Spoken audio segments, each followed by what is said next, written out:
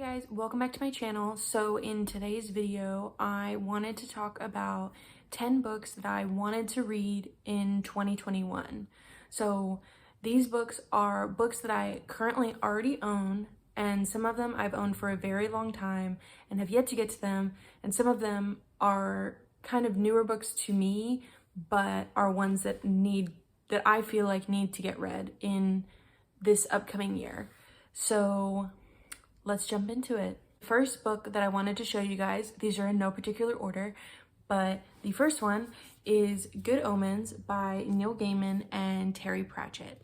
So I have wanted to get into Terry Pratchett for a while, and I have read one or two of Neil Gaiman's books, but when I come across a Neil Gaiman book, I want to read it almost immediately. Do I? No, but I want to. So if you're not familiar, Good Omens is, so the back says, because yeah, I watched the TV show, but let's give you guys a good description. So the back of the book says, according to the nice and accurate prophecies of Agnes Nutter, which the world's only completely accurate book of prophecies written in 1655 before she exploded, the world will end on a Saturday. Next Saturday, in fact, just before dinner. So the armies of good and evil are amazing. Atlantis is rising, frogs are falling, tempers are flaring. Everything appears to be going according to the divine plan, except a somewhat fussy angel and a fast-living demon, both of whom have lived amongst Earth's mortals since the beginning, and have grown rather fond of the lifestyle, are not actually looking forward to the coming rapture, and someone seems to have misplaced the Antichrist.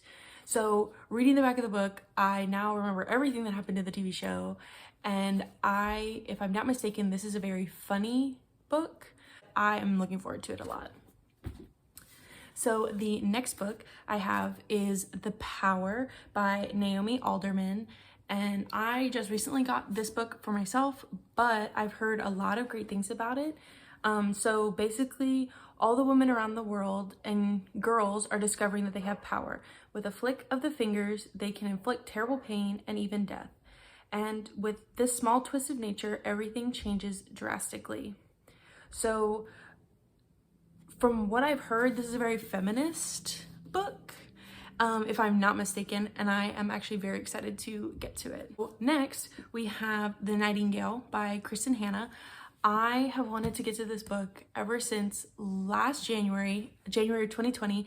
I read The Great Alone by Kristin, and I was obsessed with it. The book is set in World War II, and it is about two sisters who I believe have been separated for years, and it's about survival, love, freedom in occupied Germany, war-torn France. And knowing Kristin, this is going to be a beautiful, beautiful book, and I have heard nothing but amazing things about this. Book number 4 is one I've had for actually a long time, but it is Sorcery of Thorns by Margaret Rogerson, and I'm pretty sure everybody's already read this but me. I've owned it since it came out, but I still have yet to get to it. This book is basically about a girl who works at a library, and she has known all her life that these books are magical grimoires, and they whisper and talk to her, and they're supposed to stay on the shelves because if anybody gets to them, they have evil within them. Something happens to the library and all the books, and I think they believe that she might have had something to do with it, and it's basically her trying to get justice and figuring out all of like the sorcery things, and that is probably a horrible description, but that's kind of what I got from this. I feel like once I read it, I can come back at the end of the year and really tell you what it's about. Okay, so those I believe were all my standalones, and then everything else on this list is the first book in a series. So I guess this is also / all the series I want to start in 2021, but here we go. What I have for you guys is A Curse of Dark and Lonely by Bridget Kemmerer, and this book is basically a Beauty and the Beast retelling, and the main girl character, Harper, has cerebral palsy. I've heard such great things about this, and I've also heard that it's really good on like disability rep because the main girl character has cerebral palsy. This one is like one that I'm very highly anticipating. I'm very excited for it. Pretty much everybody's read it. I have a friend that's reading the second book right now, and I cannot wait to get to it. And that is Nevernight by J. Kristoff. I don't want to get the synopsis wrong for you guys if you haven't read it, so I'm gonna read the back because I'm so excited for this. Okay, so the back says, in a world where the sun almost never sets, a woman gains entry to a school of infamous assassins seeking vengeance against the power that destroyed her family. Daughter of an executed traitor, Mia Corveri is barely able to escape her father's failed rebellion with her life. Alone and friendless, she wanders the city built from the bones of a dead god, hunted by the Senate and its thugs, but her gift for speaking with the shadows leads her to the hearth of a retired killer and a future she never imagined. Now Mia is apprenticed to the deadliest flock of assassins in the entire Republic, the Red Church. Deadly trials await her within the church's halls, blades and poison, treachery and death. If she survives to initiation, she'll be inducted among the chosen of the Lady of Blessed Murder and be one step closer to the one thing she desires, revenge. So that's a lot, and I'm very excited for this. I've heard that this is kind of dense, and let me find some examples, but J. Kristoff does have like footnotes in here. So there are like a section of footnotes, and I've never seen a fictional book have footnotes that wasn't a classic, so I'm very intrigued by that. Apparently there's a cat in here who is like everybody's favorite, so I'm so excited to get to this one. So this next book, I am gonna read like a little sentences on the back because I want to go in 100% blind, and I don't want to read a synopsis before I actually read the book.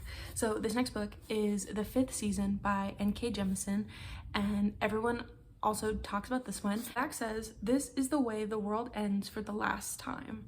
So I'm almost positive this is a super high fantasy sci-fi book, and it is the first book in the Broken Earth trilogy, I believe. I have the second book, I don't have the third book yet, but I'm really excited to get to this one.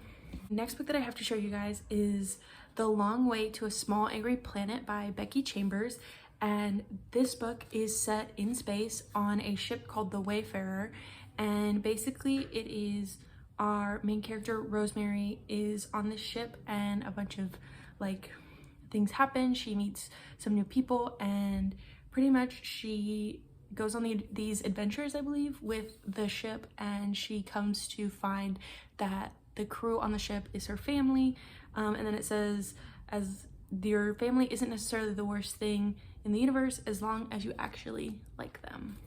Ninth book for you guys is The Bone Witch by Chapeko, and I am obsessed with this cover. It is so beautiful. But this, I believe, is basically people in this world the women are different kinds of witches, and then the main character finds out that she is a bone witch, which I believe is very rare, and so she goes off to train with the other bone witch and learns kind of what she has to do. Is a war brewing in the kingdoms, and with whatever a bone witch is and has to do, which I believe is a necromancer, she has to fight for that.